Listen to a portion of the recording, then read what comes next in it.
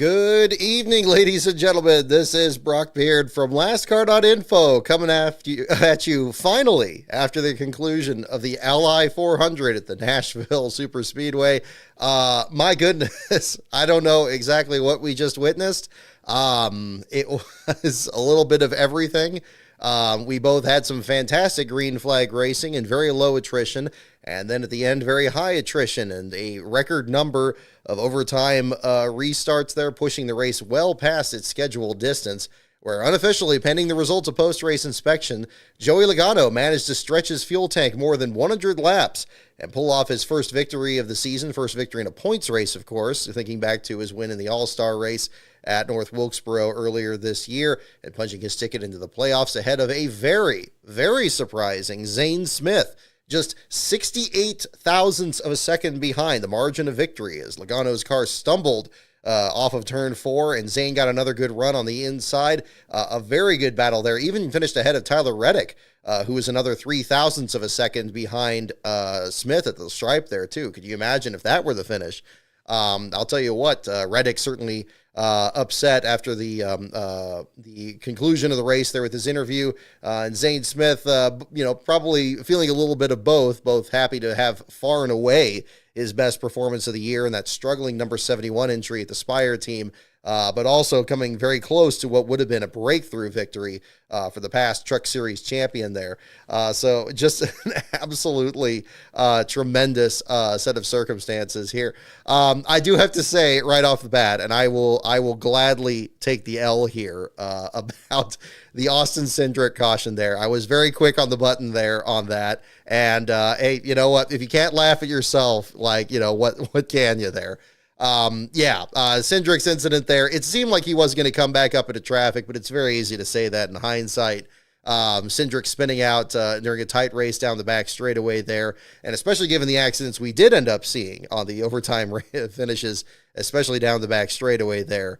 That was definitely a case where, NASCAR probably didn't want to throw a caution there, but ended up having to. Now, however, everything else that happened after that, look, hey, that was all some other thing that was going on there.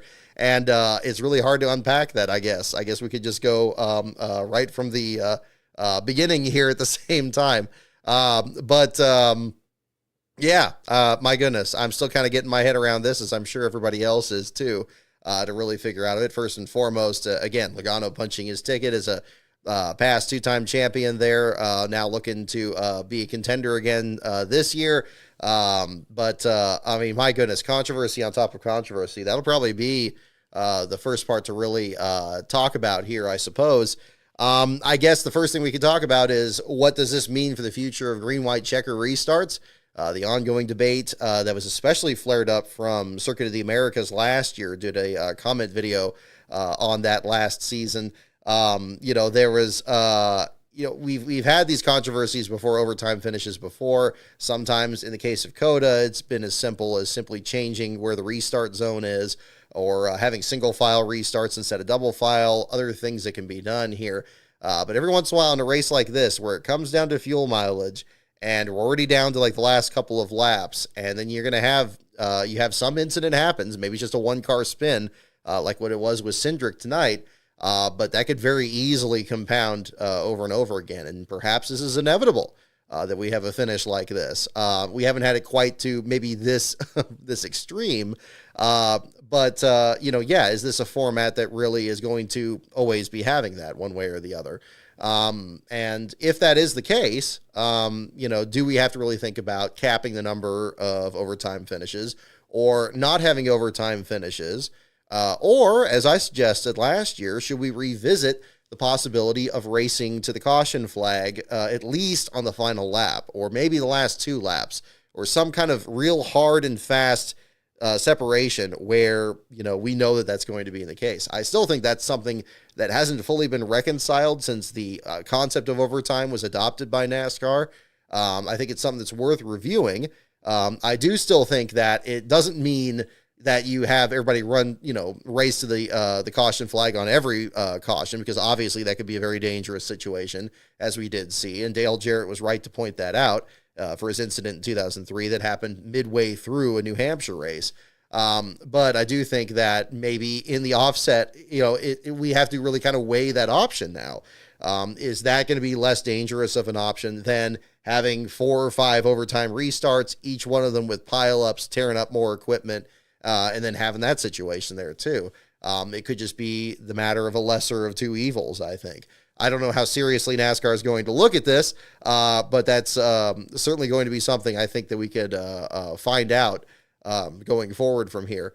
But, again, I think for however controversial that aspect of it will be, I certainly think that the crowd at the track for sure got their money's worth. I think, I love that NBC and USA for the second part of the broadcast really pumped up the crowd noise, and you could really hear the reactions from the crowd there. It sounded like everybody there was having a tremendous time, which is great, not only for a venue that's still very new to the Cup Series schedule, has more of a history in the Xfinity and Truck Series, but really being able to hear that come across there, especially as we're getting more fans showing up to these races, that really needs to come back, and I'm glad that's making a bit of a comeback here.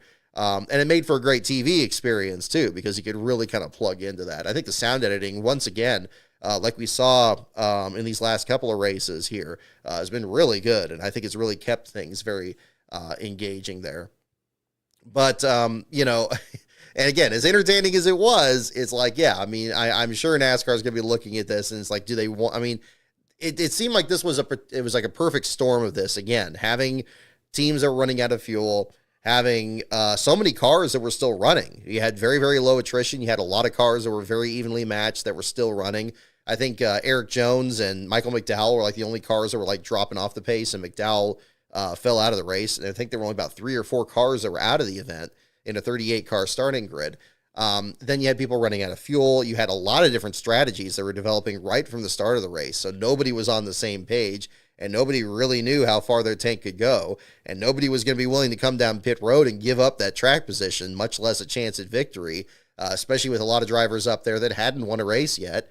Not just Zane Smith, but Corey LaJoie and Chase Briscoe, and Briscoe hadn't won a race this year, but others, whether it's looking for championship contention or just getting your first victory, it was all the mix, and it was just so many things happening at once that, I don't know how common this would be going forward.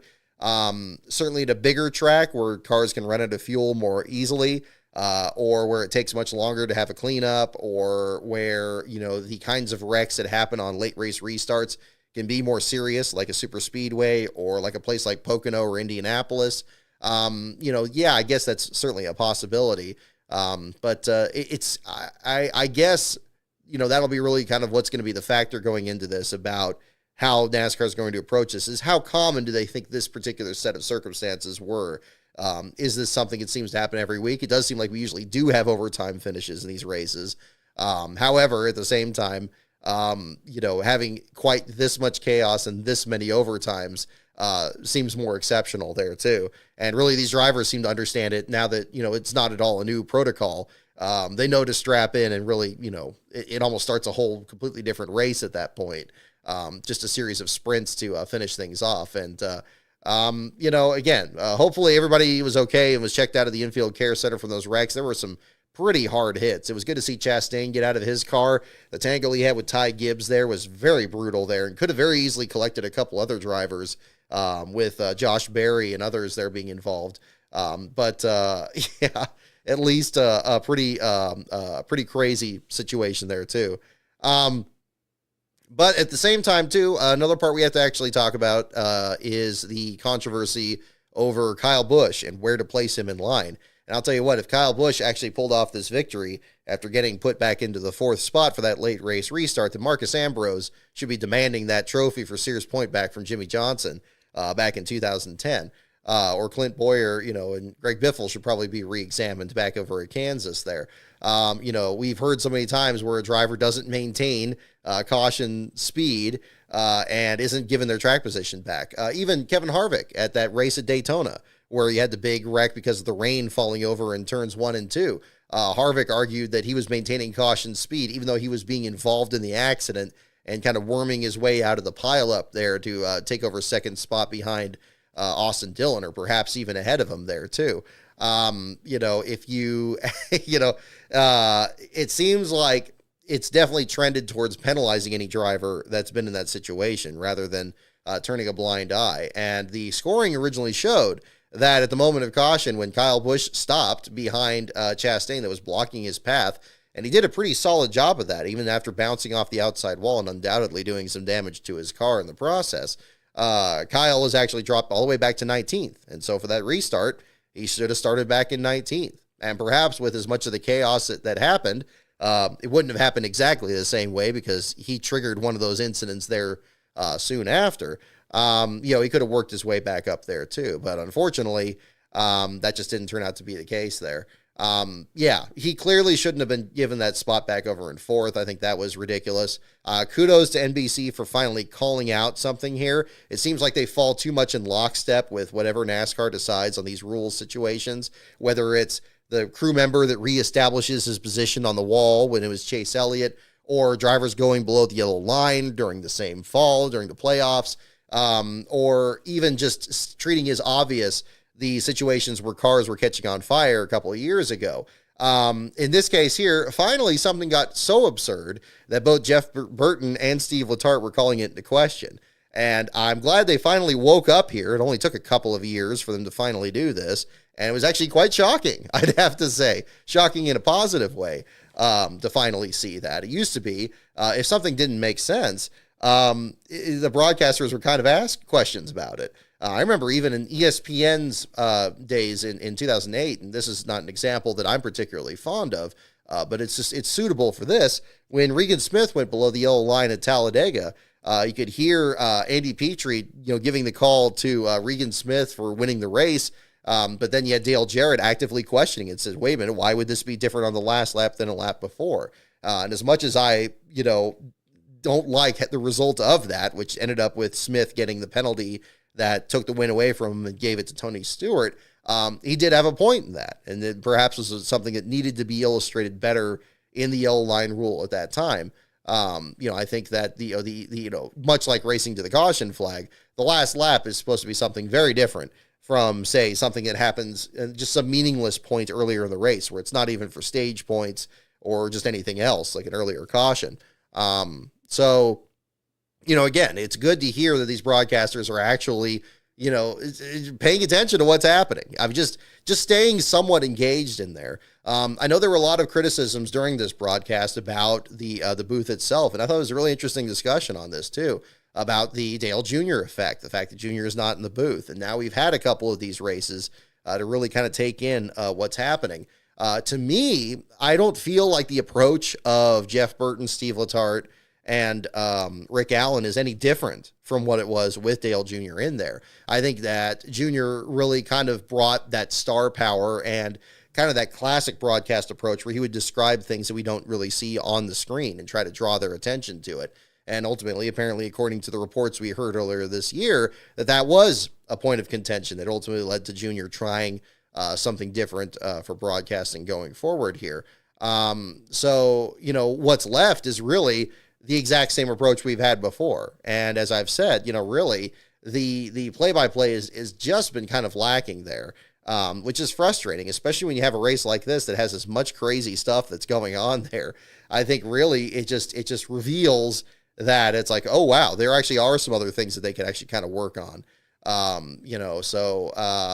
kind of the way I feel on that part of it too. And especially when you got a race like this and there's so much other stuff going, you got to be like really on the ball to actually kind of track what's happening and try to sort through the chaos as best you can. And yeah, if something doesn't make sense or something's not coming together just the right way, don't just let it go by or speculate about it or just be like, oh, I don't know why this is. It's like, well, okay, like actually make a point of that, because then that could be something that enhances the experience of watching it. Because those of us at home are trying to figure things out too. So that was definitely another part of that at the same time. And I have no doubt that Junior, where he lands for next year, is going to make any group that he's working with better too. So that'll be, it's nothing against Junior at all. And whatever the problems were in the past, I think this is illustrative of, what the issues have been for the NBC booth in the past few years. That again, it's never been a Junior problem. It's the other people in the booth and just there's not enough cohesiveness there. It's not the clash of personalities is just kind of all over the place, and it's really unfortunate. It's actually a little bit better by having fewer people there because it's not as noisy as it once was, but it's still just so fragmented, and I don't know. It's another thing I beat to death every week on this show, but it doesn't feel any different, even from a race as crazy as this here at the same time. So looking through the results here again, Joey Logano unofficially your winner, pending, of course, the results of post-race inspection. Zane Smith, your second place finisher. Tyler Reddick in third. Ryan Preece gets up to the fourth place finish. Just saw before starting the show tonight, kudos to USA for getting interviews with both Zane Smith and Ryan Preece. It looked like he was further down the priority list. They were talking with mostly the playoff contenders there and so forth. Which is understandable to an extent, but still, I mean, you have a driver that's so close to their first win. That's a pretty big story. But Chris Buescher in fifth, Ryan Blaney sixth, Bubba Wallace comes back to a seventh place finish. Kyle Larson, after incidents there in the late race stages, climbs back up to eighth. Daniel Hemrick got involved in the Ty Gibbs incident there, finishing in ninth. And Noah Gragson rounding out a top 10 once again. Just outside the top 10, Justin Haley was looking for another top 10. Seems like we're talking about this every week on the show here. But this time here, 13th place finish, even after spinning through the grass in one of those pileups there on the back straightaway. Very surprising. I didn't expect him to really be a factor at all at that point. We saw the other Spire Motorsports cars among the top 10. They end up dropping back besides Zane Smith. Carson Hocevar gets 16th. He had a very bizarre incident earlier in the race there with a bit of bumper tag with Harrison Burton there. And then Corey LaJoie back in the 20th spot. He was restarting in the top 5 there.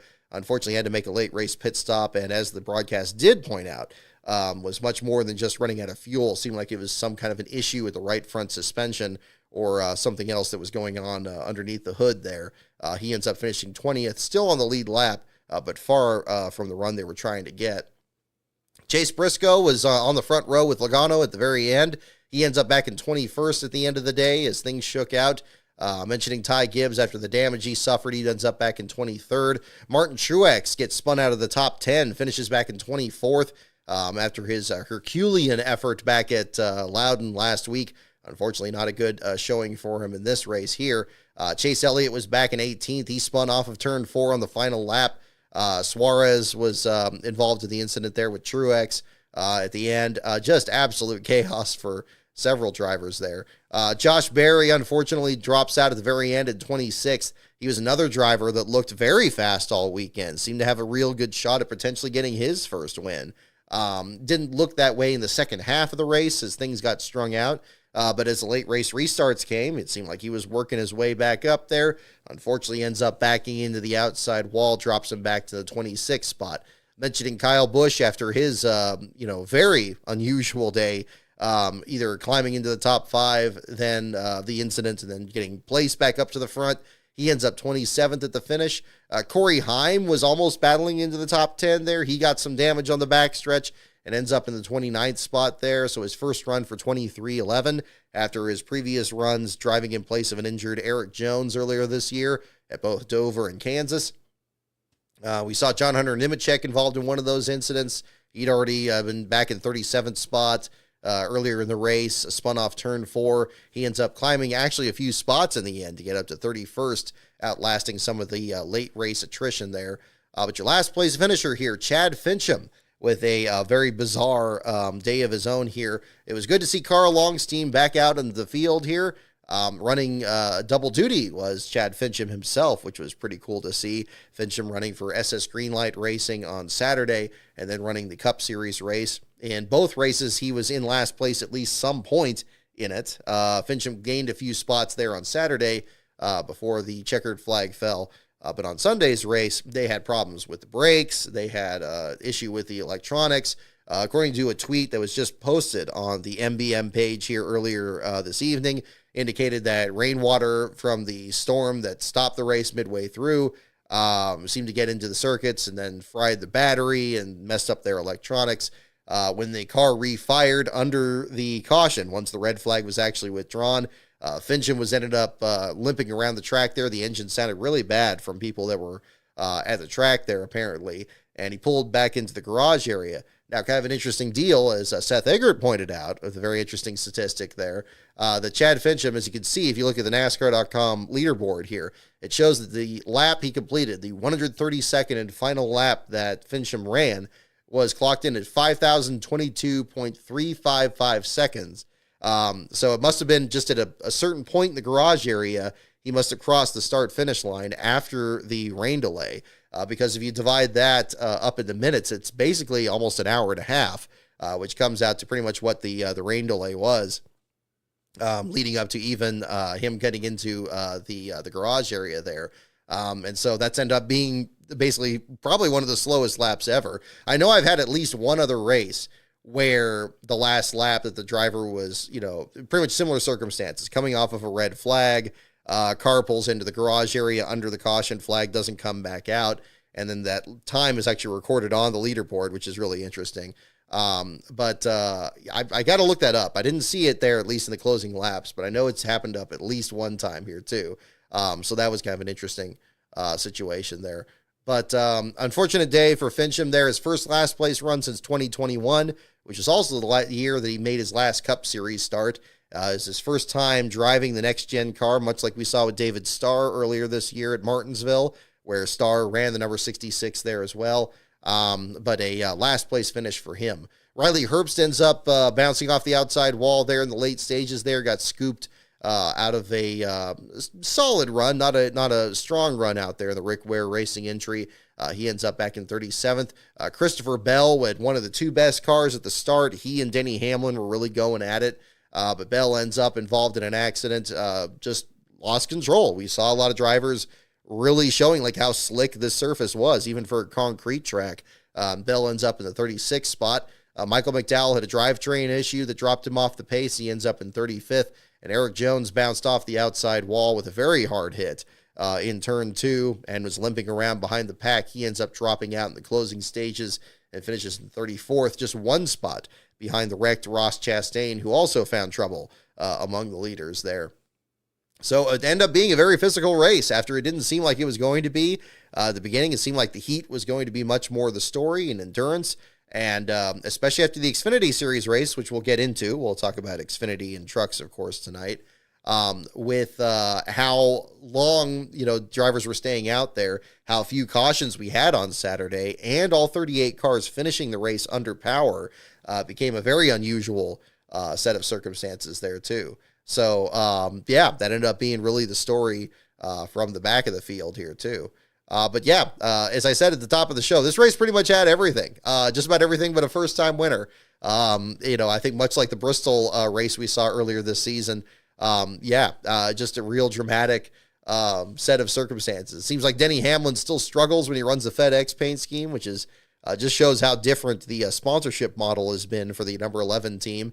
It used to be you would run that every week, but of course now with the other partners on that team, the Mavis Tire Service and so forth, Hamlin ends up with a 12th place finish there after a pretty crazy day. I expected him to probably be as upset as Reddick looked in the post-race interview here, but he seemed to be kind of, at least at the moment here, kind of blowing it off here at this point and just, look, they weren't going to be able to make it, and they just salvaged the best run they could get, and 12th place, at the end of the day, where you have a regrouping at the end of the year and a playoffs and so forth, I guess doesn't look too bad, and perhaps likes his chances for the Chicago Street Course, although he's been pretty outspoken about his road course performance, so that's probably not the case now that I think about it.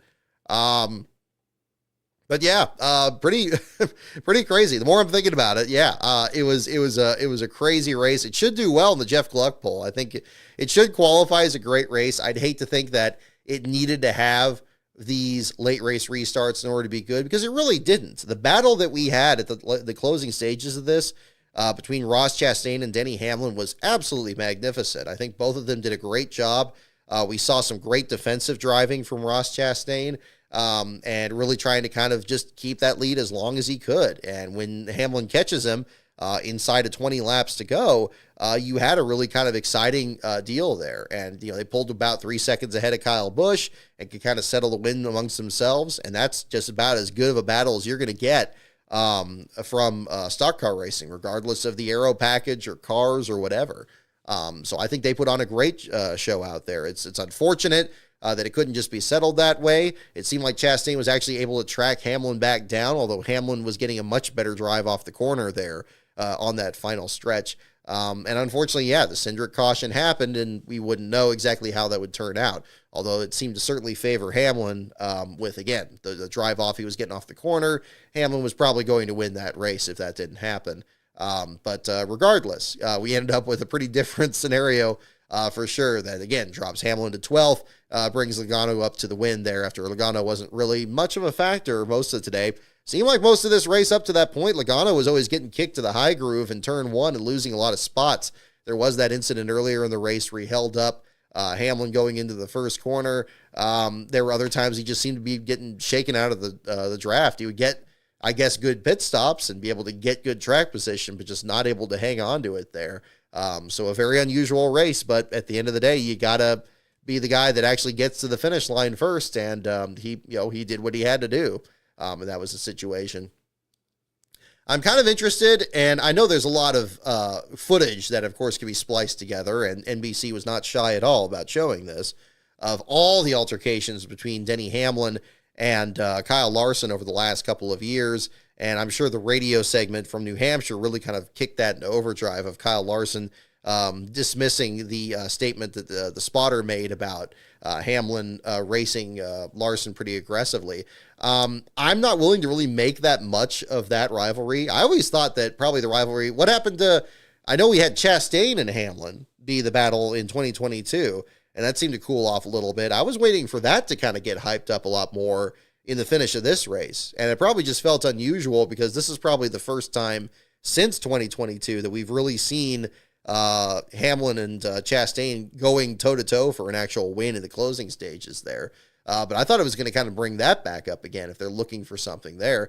And honestly, I think the rivalry that always seems to really boil over whenever these two find each other on track has been Kyle Larson and Bubba Wallace. And I don't mean that, in a negative way either, but I think just naturally, whenever those two find each other on track, they seem to race each other harder than they ever do. That's where I don't think that the Kyle Larson, Denny Hamlin battle is like the biggest thing out there. I think these two just tend to find each other out there all the time. Kyle Larson's a figure that always seems like nothing really bothers him that much. Even when he had the altercation with Hamlin at Pocono last year, yeah, they took some swipes at each other at the finish. Even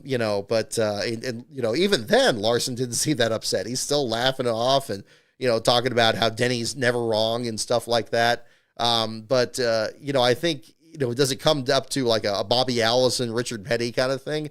I don't think so. I think that, you really, if you have a situation where just these drivers are just really not giving each other an inch and stuff like that, I think the two of them are just enjoying racing each other. And I'm glad that the broadcast actually brought that up at some point, even after playing that footage over and over again in this one. I think that, you just have two of the best drivers that are out there, at similar points in their careers with two of the best teams in the sport, and they just put on a show out there. And so I would almost call it a friendly rivalry. I don't think there's anything that's really crossed the line there where, one would take something else personally or one's actively, wrecking out the other person. It doesn't seem like that. A lot of the footage they showed when there was a wreck, it seemed to take both of them out. So I don't know, but it's certainly possible. It's hard to really say. So, again, I know that NASCAR is always really looking for like, what's the next big rivalry, just like they're always looking for who's going to be the next big name. I mean, we jumped into the Chase Elliott era in this with 2 feet right from the start. For better or worse in his own career where, he's got times where he looks unstoppable, especially on road courses. And then other times where Elliott is just really struggling all the time. We've entered into that, and now he's winning, most popular driver every year. Just like that. I mean, watching 500 Days, I've seen other examples of this too. If you remember from the most recent episode on Bristol, there was the altercation between Jeff Gordon and Tony Stewart. And it reminded me a lot of that because there's a lot of footage from that week leading into Texas, the following race, where everybody's trying to gin this up and like, oh my gosh, these two hate each other. They're always wrecking each other. There's this and this. And, I could see maybe from back at Watkins Glen, where Tony Stewart and Gordon wrecked each other in the S's needlessly in the opening laps, and it pretty much totaled Gordon's best car. And they pretty much both had a great reason to be pretty upset for how that went. But the Bristol race, as you saw in 500 days, was a pretty different situation. Gordon kind of cruising through the first part of the year and having a great start to the season, whereas Tony Stewart, ever since his big wreck at Daytona, was really struggling to kind of get his feet under him and just looking to get any kind of decent run going to get his season pointed in the right direction. There were, again, likely effects from the big wreck that he had at Daytona that year, and really trying to address that too. So they were just drivers in very different positions, and it's probably just more a consequence of that rather than some long-standing rivalry that's happening. If there's a real deep rivalry where you got drivers pointing at each other and shouting at them and stuff, it doesn't need to be ginned up or anything like that. It'll just happen. You'll know it when you see it.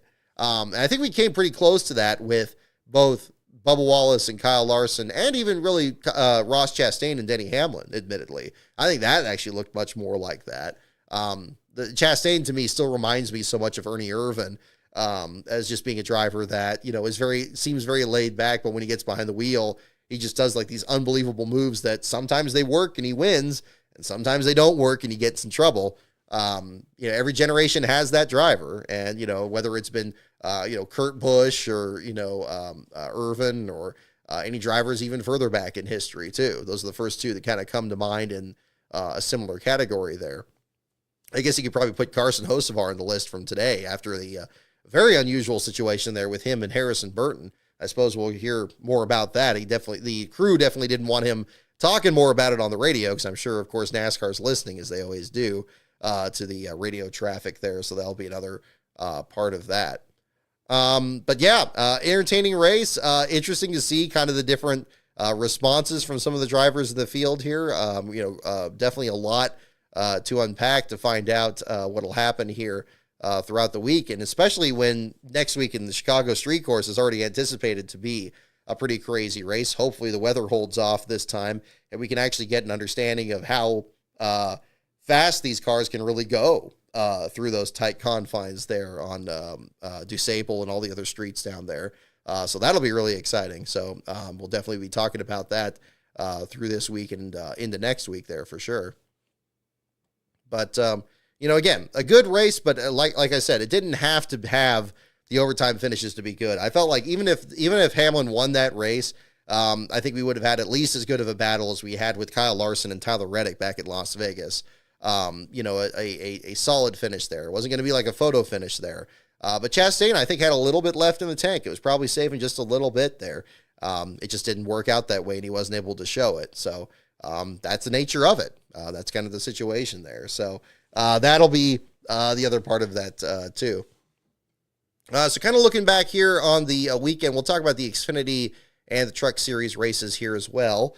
We'll do some trivia questions, and we'll jump into all that. So if you'd like to stick around here, thank you again for tuning in. We got 77 people here in the chat, so thank you for showing up here as well. I want to kind of get into let me get these super chats here as well in the meantime. Thank you so much for sending these here. Let me make sure I get these here. Bowser Jr. XD, I saw you send a couple here. Let me thank you so much. Let me jump on this here. For $5, had Joey Logano run out of fuel at turn 4. Zane Smith wins by the same margin as Atlanta. Very good point. Yeah, just coming down to like those 0.003 of a second there. Imagine how close that was. You could kind of see from the camera angle they showed there at the finish line. It definitely brings that into focus there too. The other one here, unofficially the margin of 68,000ths of a second, which is the closest ever at Nashville, and the 48th closest in Cup, which ties the 2007 summer race at New Hampshire. That's interesting. Well, that was, didn't Denny Hamlin win that one too? I'm thinking, I know the fall race was the one that Clint Boyer won, and he won that one pretty convincingly. I'll have to take a look at that too. Where was that? It was Hamlin over, I think it was Hamlin over Stewart, if I remember correctly, but I'm going to have to pull that up there, Bowser Jr., so thank you for the heads up on that. July 1st, 2007, so almost to the date. Pretty crazy, too. Hamlin over Jeff Gordon, actually, and yep, 68,000ths of a second. It does show that here. Hamlin over Jeff Gordon, Truex, Dale Jr., and Jimmy Johnson. Wow, how the times have changed. All 5 of the top 5 in that race leading at least 12 laps. So pretty competitive one there too, for sure. Yeah, again, thank you so much for the super chats there on that, for sure. Let's see here. Michael Jensen got your comment as well. Thank you. If Joey Logano gets DQ'd for big fuel cells, Zane Smith will be a cup winner. That makes this officially a wild finish. I agree. I think inspection is going to be very interesting for all the what was being shown about how you could save this amount of fuel and what the fuel window is and all that. The fact that Logano was able to go all the way back around and pretty much do, a burnout too on top of it before absolutely running it dry. Pretty remarkable circumstances. I imagine it'll probably be a much later call because that's probably going to be where most of the focus is going to be on there. But again, Penske teams, they're going to have access to material that's going to be very different from Spire Motorsports, even though these are spec cars. So, of course, if they're doing anything that's kind of tricky there with that, obviously that's going to get discovered there for sure. But, again, it could just be that Logano just did an unbelievable job saving fuel because, again, he never really was a lead contender in the race for most of the event. He always seemed like he was losing spots at the start. Maybe that was by design. Zane Smith, same thing with him too, kind of mid to back of the pack. Has really been struggling this year. Already has a last place run at Bristol earlier this year. For him getting that great finish, it's definitely another one to certainly look at too. But we'll certainly find out if that's going to be the story there at the same time. Let's see here. Yeah, Hamlin went over Gordon. Yeah, thank you, Bowser Jr. XD. Let's go into the Xfinity Series race here as well. Brought out the John Hunter Nemechek shirt. We heard cool shirt so many times here this weekend that it's like kudos to RFK Racing for retweeting that there and bringing up their library of fantastic shirts that they do have over there at the team shop there. Harris Lute does a fantastic job with their work over there. But John Hunter Nemechek, your winner of Saturday's Xfinity race, which was quite the opposite of today. Very few cautions, long green flag runs, running the dead heat of the middle of the afternoon with no drivers falling out of the race. First time that has happened since, I believe, last fall at Darlington with Kyle Larson, which somebody else pointed out was the first time that, I guess the last time that a driver finished last in an Xfinity Series race and won the Cup race the next day. Could have very easily had the opposite happen here with John Hunter Nemechek winning the Xfinity race and running about 37th for a good portion of the Cup Series race before falling out of it.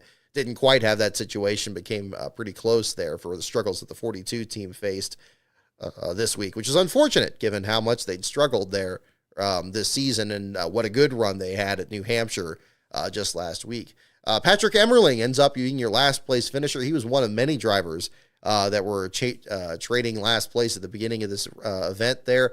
Logan Bearden, Garrett Smithley, Dawson Cram, and Chad Fincham all spent some point in 38th place at the beginning of this race.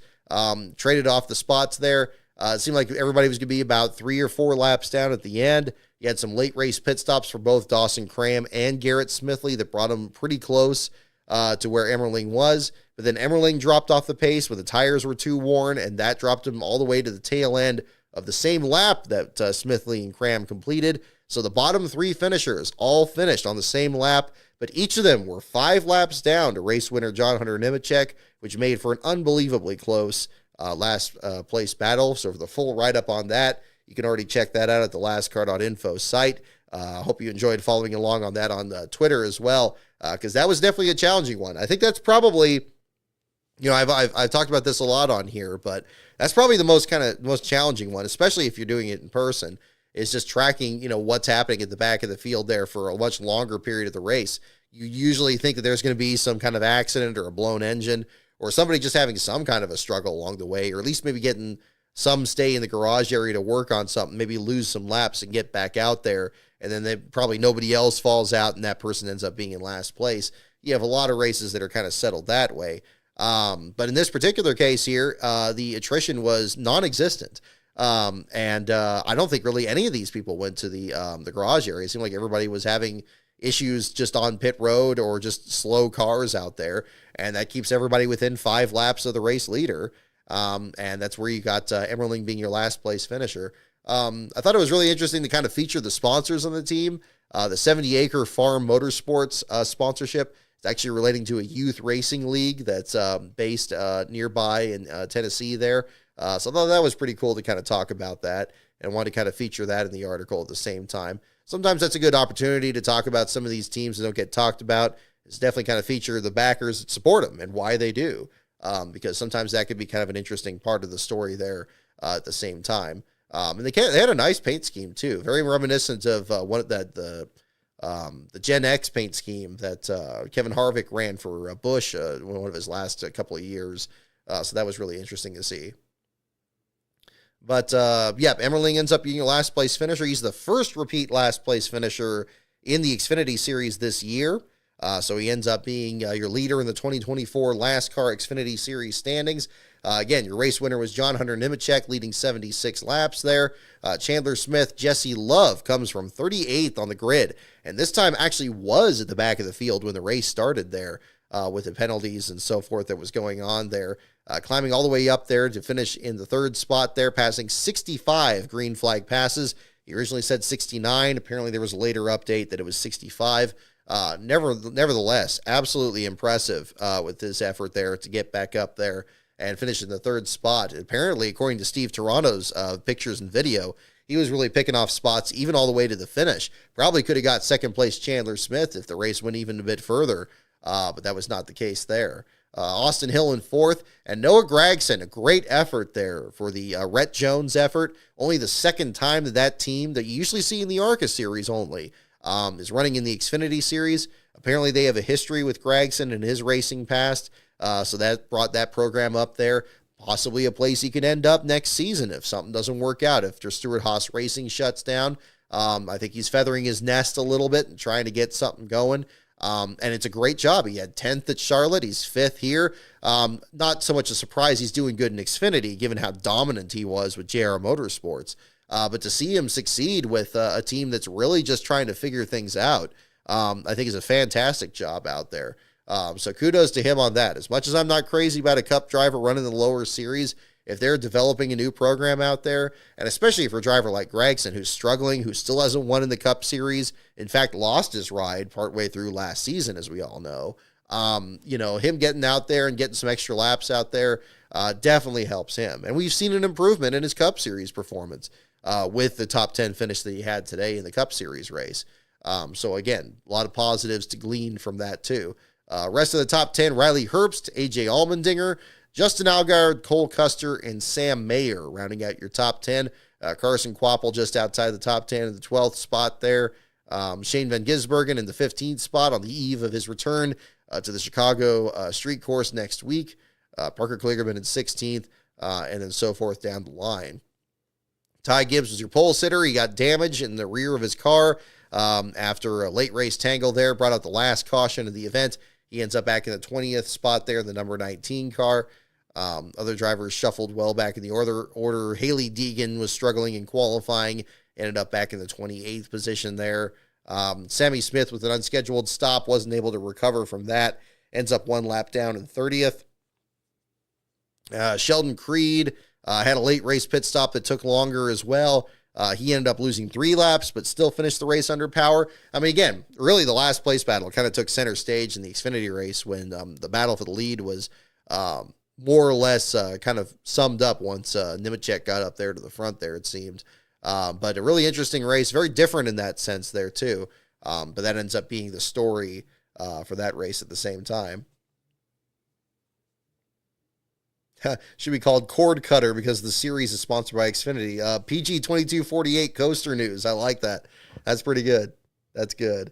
We'll see what happens. Yeah, we have, we're still, I don't know if we'll wait for the inspection to clear up on that. I don't know how long it's going to take. Usually it ends up seeming to pop up during the show anyway, but we'll see. I don't anticipate that there's going to be any change in that, but I never really do. So that's kind of the other way to look at it. But we'll have plenty of stuff to talk about here. We'll talk about the Truck Series race, and we'll leap from there into some other stuff here. So we'll kind of get into that. Christian Eckes dominating, leading all 150 laps in the Truck Series race there for the McNally-Hilgeman effort there. Fantastic job. Glad that they finally brought up at the end of the broadcast The last time that happened, I guess it was back in 2012. So a fine effort for him. Daniel Dye with a career best second place finish right after getting his first top 10 in the Xfinity Series. I think that's a fantastic turnaround there for him, especially following his teammate. Now that they're really out of the same shop after GMS Racing closed. So a fine job for him. Nice paint scheme, too.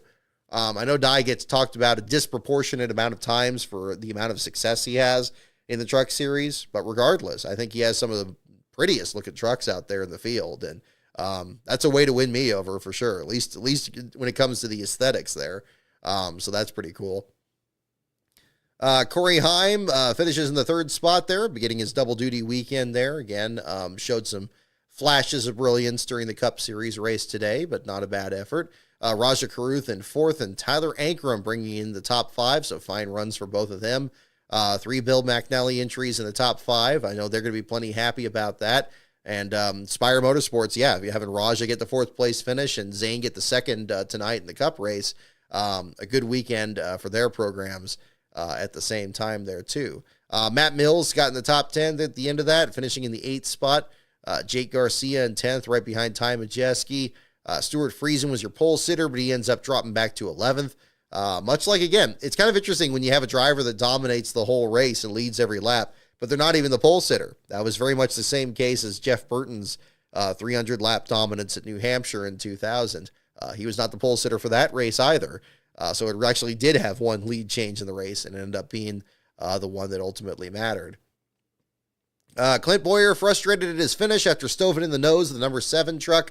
Speaking of Spire Motorsports, but as much as I've not been crazy about his broadcasting skills, I would never question his passion for racing there. His post-race interview was fantastic. I love that he was going to go out and just celebrate there in Nashville, but he wasn't going to end his career this way. And so he's determined to come back.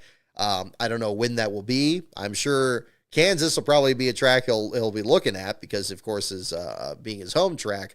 But yeah, maybe it's just Nashville in particular that holds out some distinction to him. I thought he posted a very interesting video earlier in the week talking about his first Xfinity win there in 2005 at Nashville, how central it's been in his career through that time.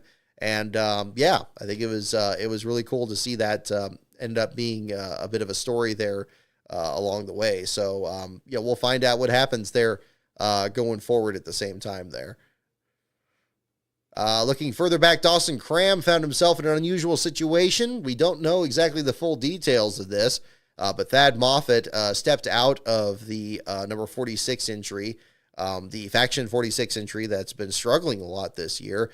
We've seen a couple of incidents that Moffitt's been involved in, including actually having the lead in the last Car Truck Series standings for this season. Moffitt apparently said it was some kind of a personal matter. He expects to be back in the truck at Pocono, which is the next round of the Truck Series schedule. We'll find out if that's going to be the case.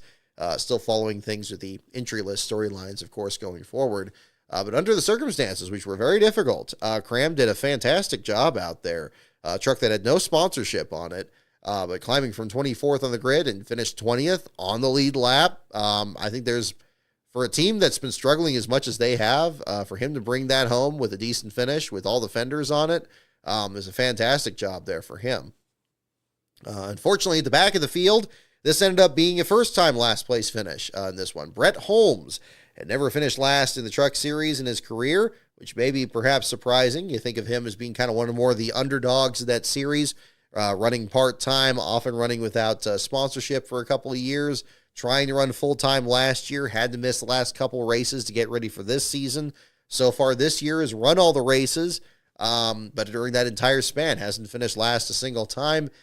This time here he got involved in the first accident on the opening lap, damaged the rear of his truck, and then on the restart the truck just wasn't the same and still ended up backing into the wall again and finished it off.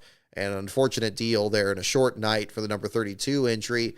And again, the driver that's been so close to victory himself should have had that Talladega win had it not been for that caution flag coming out a moment earlier that gave it to Matt DiBenedetto. A driver that showed a lot of promise in ARCA, of course, an ARCA champion, really kind of getting his way into the Truck Series there too. It's unfortunate to see the driver struggle, But again, the one benefit there is at least being able to kind of discuss that driver's career a bit more in depth, at least in the article there. So that was at least some positive from that. But Holmes ends up being your last place finisher. Mason Maggio ends up being next to last. This was a very difficult weekend, I would have to say, for Carl Long and the team over at Motorsports Business Management.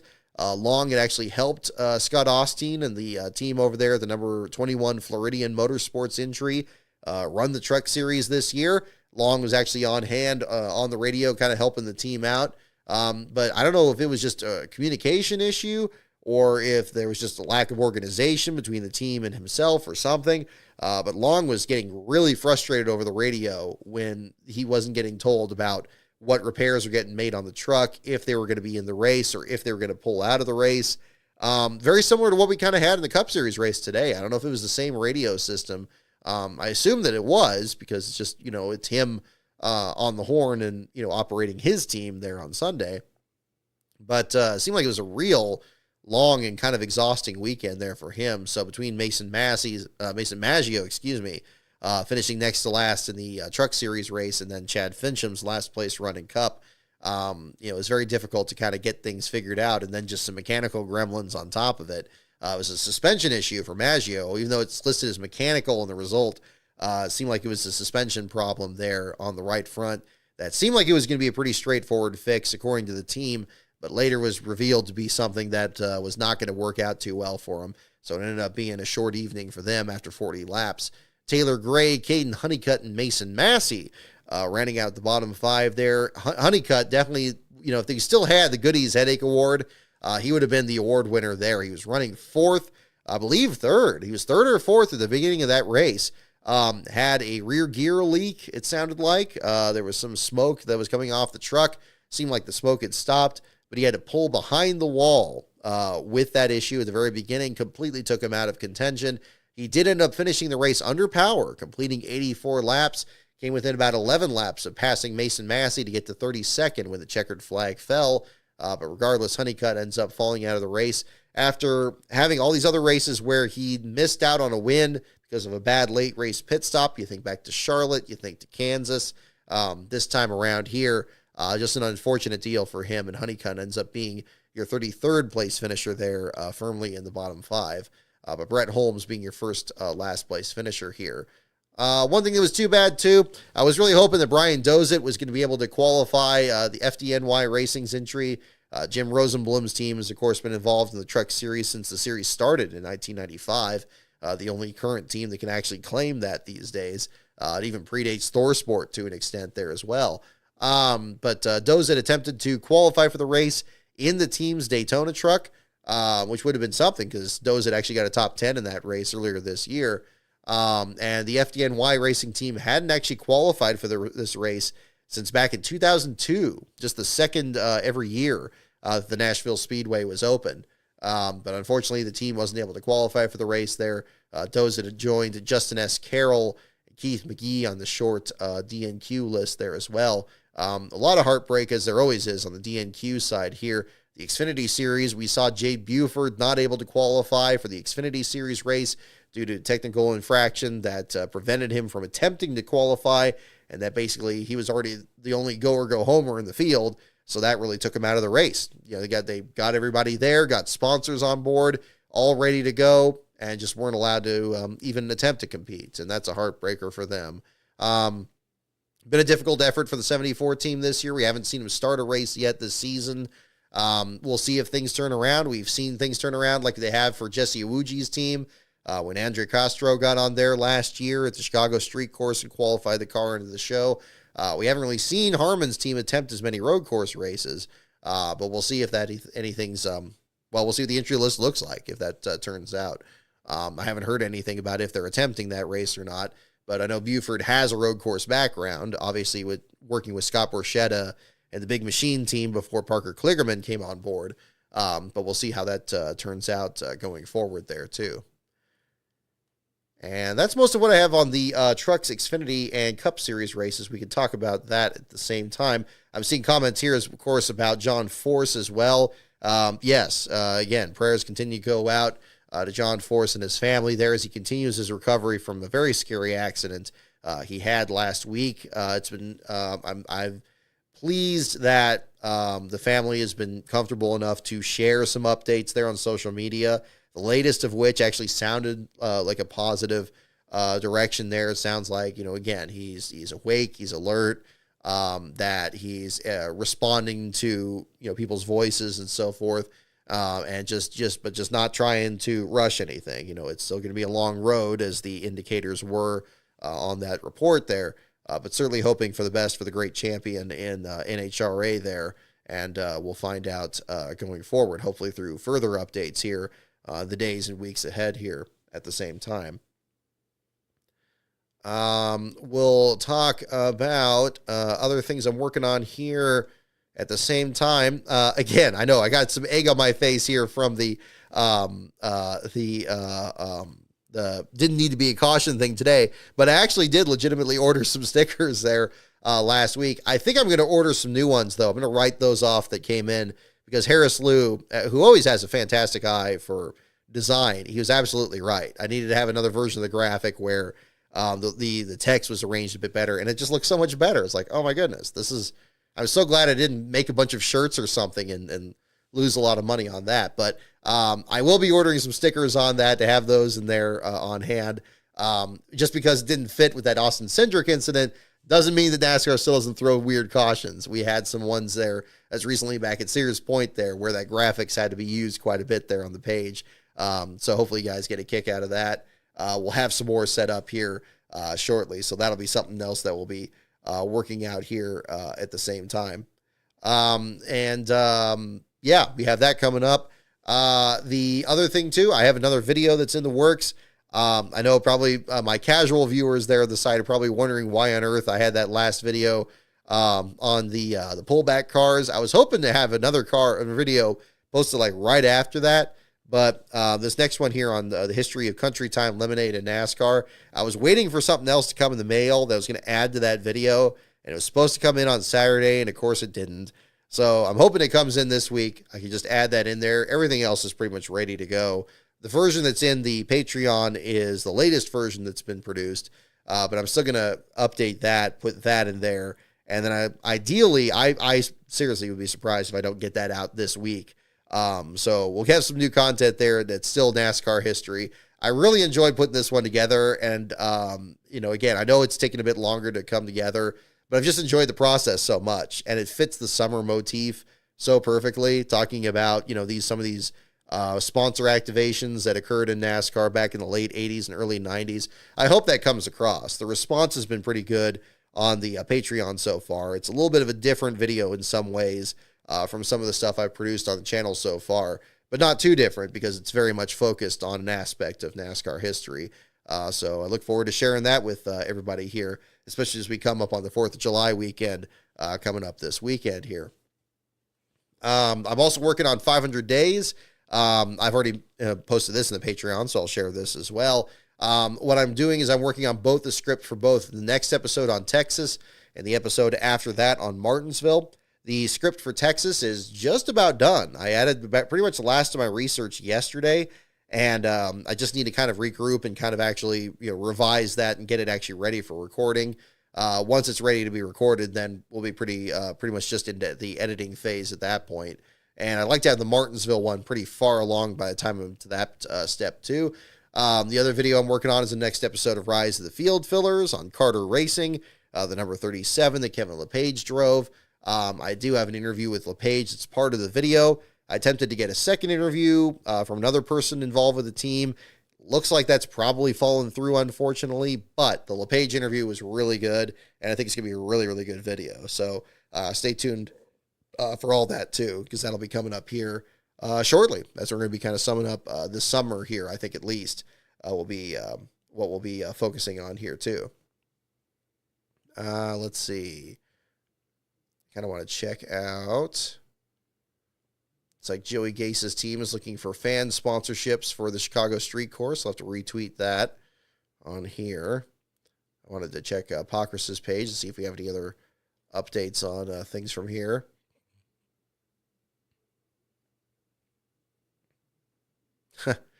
Well said by Pockers 25 minutes ago. I guess it was in the spirit of Nashville today, a city where everyone stays out a lot longer and later than they originally planned. That's pretty appropriate from the day. Also showing 8 minutes ago, NASCAR will review the Carson host of our contact with Harrison Burton on whether to issue any penalties. So we'll see how that shakes out. This again posted by Pockris 8 minutes ago here on his social media page. We do not have a call on inspection yet. That'll probably be sometime there. But in the meantime, looking at the unofficial results here, they listed a transmission failure for Michael McDowell in his 35th place finish in the Cup race, showing Fincham out with electrical issues. That was confirmed by NASCAR earlier there. So that's interesting.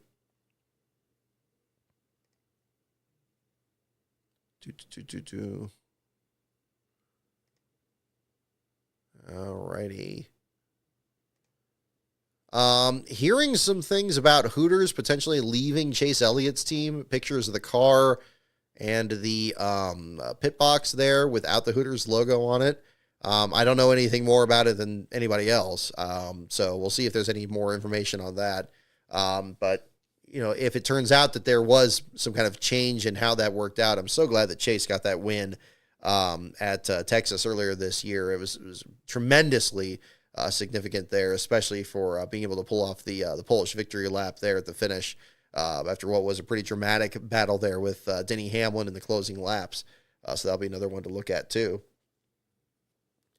Michael Jensen, seeing your comment there. Have you ever done a lost media video before, like the Atlanta race that was rained out and ABC didn't cover it on Monday, or the missing early truck rain delayed race that CBS never showed? That's a good question. I think NASCAR Man did an article on that before. I don't know if anybody's done a video on it. Obviously without, you know, I mean, it would be interesting to kind of cover that before there, but that would be a good subject too. And it's of course great to see how all that turn out at the same time. Because yeah, there's a lot of footage. It's great to see what footage does turn up on YouTube. I'm really enjoying like these old Inside NASCAR Winston Cup racing programs and stuff from the 80s and 90s that are showing up, and some other great stuff from that time period, because stuff I just, you know, either back then, if you just miss it, like there's no streaming service back then or way to archive it. If you miss something, you just miss it. So it's, you know, lost media is, yeah, I'd say a very big thing in the sport, and, you know, definitely a possibility of a subject to work in on there too. Let's see. Bulgogi 77. Yeah, I'm not seeing the, I haven't seen the thing about the safety truck with Chase Elliott in the middle of the track. I'll have to look that up. I'm not clear on that either, but that would be interesting. Yeah, lost IndyCar media, 611 Hornet. I think you're right on that too. I know there was something that came up there at the same time. Yeah, would John Hunter, A79 IROC, would John Hunter Nemechek be considered a bushwhacker? I probably would. I mean, just because, I mean, maybe just not only for the fact that he's got a full-time, I usually think full-time Cup ride, then yes. But I'm trying to ease up on that a little bit, just again, to say, like, you know, look, if a person's not a playoff contender, you know, where's really the harm there? I think the problem has always been, for me at least, has always been the drivers that are, you know they're going to be in the Cup playoffs every year. And if they're not, something is seriously, seriously wrong. You know, your Kyle Larsons, your Denny Hamlins, you know, Kyle Busch, drivers of that nature. Even Kyle Busch this year, I wouldn't think about it. So that would kind of be what I would look at. Let's see here. We will go from here. Oh, yeah, speaking of NASCAR Man, I think I talked about this last week. I actually do have a new script that he put together. So I'm going to be in the process of recording that as well. So a new video coming on his channel. I'll leave it to him to announce what the actual subject is. But I've given it a look on the script, and it's very exciting. So I think you guys will enjoy that at the same time. If you're in the $1 and up levels of my Patreon, at patreon.com/LastCar on Brock, you'll have advanced access to those videos that NASCAR Man produces, that I've narrated for him there on that channel. $5 and up is advanced access to my videos. And then $10 is, there's a bank of exclusive content just for Patreon members, especially video content that you can only find on that channel. So I'm working on adding more stuff to that this year as well, to all levels. So we're going to get all that set up there at the same time. Let's see here. So we'll do some trivia questions here next. See more pictures of, Joey Logano's crew waiting on standby there to see what happens with this.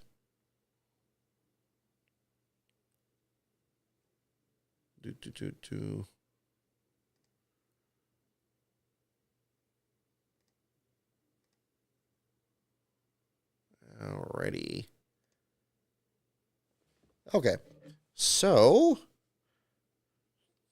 let's bring out the late 90s deal here. We'll do some trivia questions here for the latter part of the show here. So definitely let me know which category you'd like me to do some questions here. Any other questions of things I haven't covered on the show here tonight, feel free to mention it here. We'll talk about that today. Obviously, a bit of a crazy news week when we had the news of Chase Briscoe finally being confirmed again to drive the 19 car next year. Randy Petrie stepping out from his competition director role at Richard Childress Racing. So again, a lot of changes coming up here. But again, it's going to be interesting coming into Chicago. I think the thing I'm most excited about is just to see what the entry list is going to be. I know Preston Pardus is going to be attempting that race, and he's got a cool looking new paint scheme there, a very Florida pastel themed paint scheme for the number 50 car this weekend in the Xfinity Series. But yeah, we'll see how everything looks going from there. So once again, the categories on this little deal here, we'll do some questions on that. NASCAR, pits, teams, tracks, drivers, and the wild card. Once again, those are NASCAR, pits, teams, tracks, drivers, and the wild card. It's been, again, it seems like we've had so many late night shows here that's just been the case. But we'll just do a couple here probably to wrap up for the evening. The Eric Almirola versus Bubba Wallace thing, I don't know much more about that. Everything I heard about that, I thought there was something that was going on, and then what was it? I mean, I've completely lost track of that story because I didn't hear anything cooperating it or anything, and then Bubba doesn't want to talk about it. So I don't know. It does make you wonder why Almirola is not in the 20 car for the rest of his part-time schedule this year, which has incidentally brought in more Cup Series, invaders like Nemechek and Ty Gibbs back into the fold here. But that would be kind of another way to look at too. Yeah, I'm hoping Chicago will be interesting too. I think it'll be a good show, and again, it'll feel like something new if the weather turns out to be good. And the broadcast made it sound like it should be. Of course, weather forecasts looking that far out are not always the most accurate thing, but hopefully we'll find out if that's going to be the case.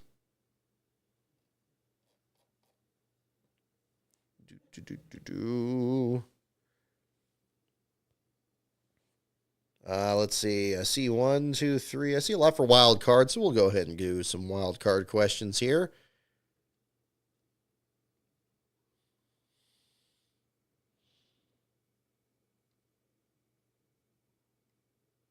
Alrighty. Okay, first question, folks. What's Tim Flock's real first name? Don't look it up. Try to guess it here. What is Tim Flock's real first name? That is our first question from that category.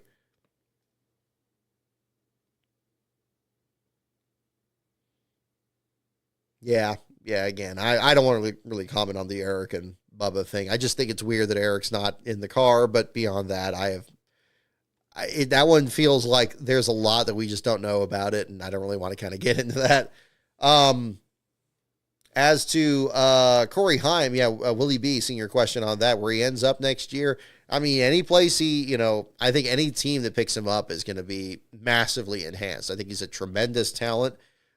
We've seen drivers from the Truck Series struggle a little bit, like we've seen with Zane Smith tonight, finishing second in this race. How much of that is the team? How much of that is the driver?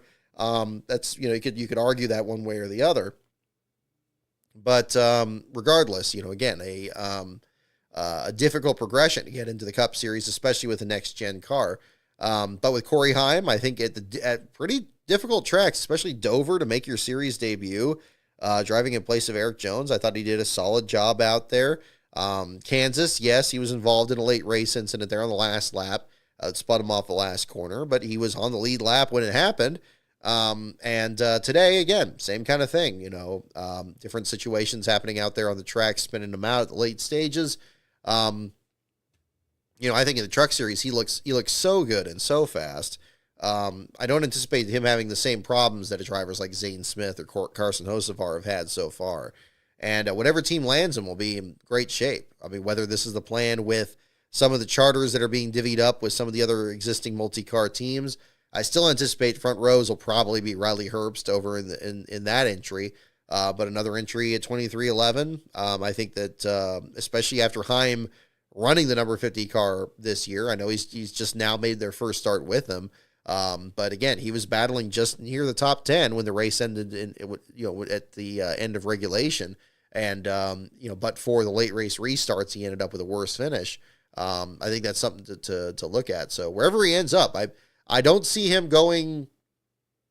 I'm not sure if he's going to do a lot of Xfinity stuff. I guess that's really going to be the question. But I think, he's probably ready enough for Cup. I mean, I've certainly, given the fact that he's already made a few starts, that helps, knowing that he's not going to be completely, green at that point. But yeah, that's where I do think. I think he's very impressive. Very. What is Tim Flock's real first name is the first question. We got guesses for Timothy and Julius and Jaco and Randall. Yeah, exactly. I thought it would be Tim also. What is Tim Flock's real first name? The answer is Julius. Andrew Bremner, you got that one. Willie B, you got it first. There you go. Julius is indeed the correct answer.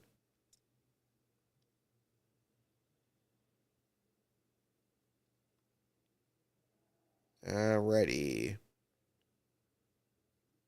Ooh, here's a good question.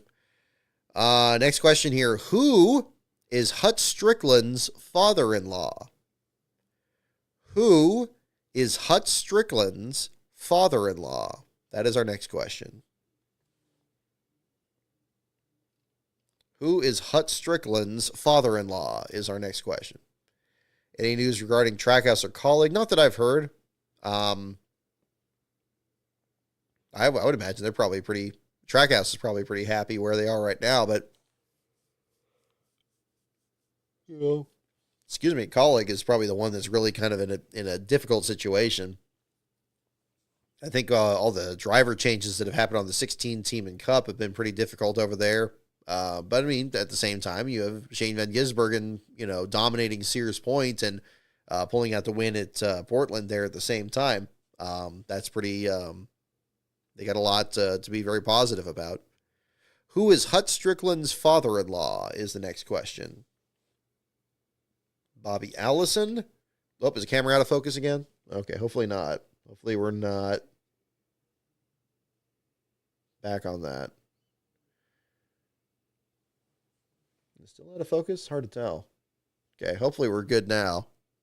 I hate when it does that. Every time I show the thing on here, okay, it's back to good. Okay, good. Who is Hut Strickland's father-in-law is the next question here. Yeah, Josh Williams does seem to really be struggling. I don't know. I mean, it's so sad to see that happen because there was so much anticipation. Of course, how much he's earned his keep over there at Mario Gosselin's team, and then even further back when he was in the ARCA series and running that number 6 car there, that steel-bodied car in ARCA. One of the most hardworking guys in the garage area too, and then he gets to this top flight team, and man, it's just been an absolute struggle this year. And I just don't understand exactly what the problem is. Hopefully, whatever the problems are, that they get worked out the second half of this season. Whether or not he makes the playoffs, I don't know what his situation is, but that would be another one to look at. Who is Hut Strickland's father-in-law? The answer is Donnie Allison. I'll first hold it here, I guess. Donnie Allison is the correct answer. Beast of Metal, you got it. Let's see. I think you were the only one to get it. I was thinking Bobby when Andrew Bremner suggested it there. Donnie Allison, Beast of Metal, you got it. I think you're the only one, so right on.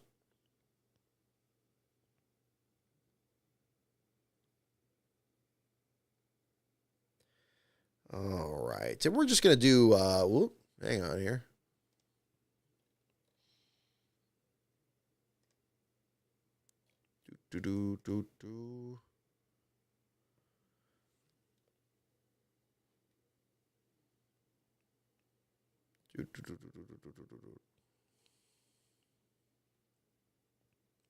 Steve Malozzi with a good, or Malozzi, excuse me, with a good post here on the question over the green-white checkers from tonight's race. This posted 17 minutes ago. I'll be honest, the once in a blue moon this happens is far better than a race ending under caution. It was maybe the fourth or fifth time we've seen 4 overtimes, and I'm fine with it because it's much better to end a race under green than under caution. And it's a fair point. Yeah, again, the frequency with which this is happening, I think, is ultimately going to decide what, if anything, NASCAR feels like doing. If this just feels like it's a really unusual situation, they're probably not going to do anything. If this was rampant and we're having several races with multiple overtimes, then that would be a different situation. And even then, they probably wouldn't necessarily feel like changing the green-white checker rules. Maybe there's something else they need to look at about, which drivers are in the series or restart procedure or just anything else. I mean, I would probably look at anything else in that point, but we'll see what the situation is.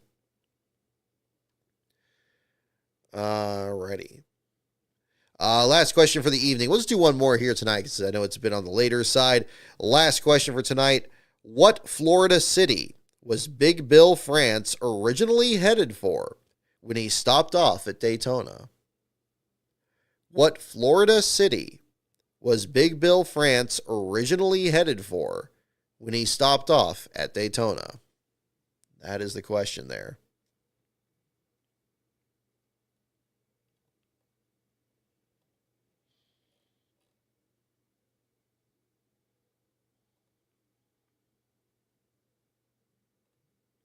Alrighty.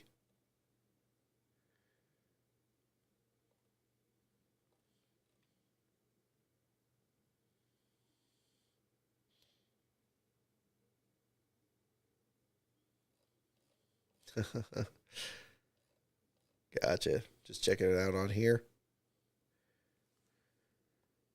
Alrighty. What Florida city was Big Bill France originally headed for when he stopped off at Daytona? That is the question.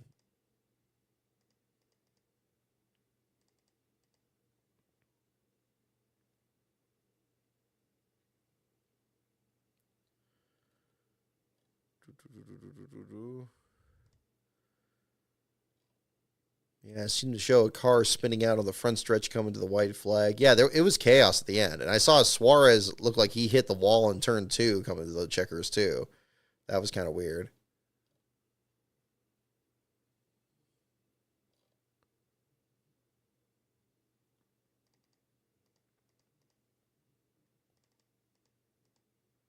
Yeah, it's going to be a really interesting stretch here too.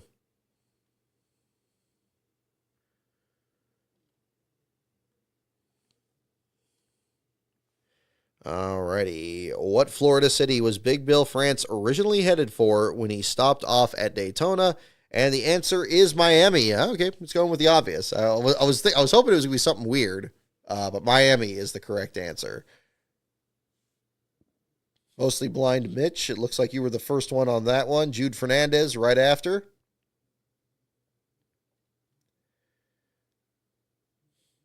There you go. That will be the one on that. So that will do for our trivia section for tonight. So again, thank you so much, everyone, for tuning in. And again, I know it's got a little bit goofy tonight, but I am actually planning on making some stickers and maybe some shirts for the that didn't need to be a caution graphic. I think that would look a lot better. Yeah, definitely the new version of it, I think will be good. So stay tuned for some more information on that. I did have some interest in it. Perhaps joking interest, but that's okay. We'll play it by ear and find out how that all works there. But in the meantime, we'll have some more information on that and other things coming up here, as well as the next video coming up to the channel. For more bonus content for this channel, check out patreon.com /LastCarOnBrock, the Twitter feed at LastCarOnBrock, or of course the website itself is lastcar.info. Our next show is going to be next Sunday after the Cup Series race at the Chicago Street Course. We will talk about the action both for the Cup Series and the Xfinity Series, and review, hopefully, what will be a much better weather forecast for that weekend there. So I hope you all have a wonderful 4th of July this week, those of you here in the U.S., or I suppose a wonderful Canada Day for those of our friends north of the border here. I guess that's tomorrow, correct? So yeah, summer coming into full swing. We got some good racing here to cover at the same time. So thank you so much, everyone, for tuning in, and I'll see you all next week.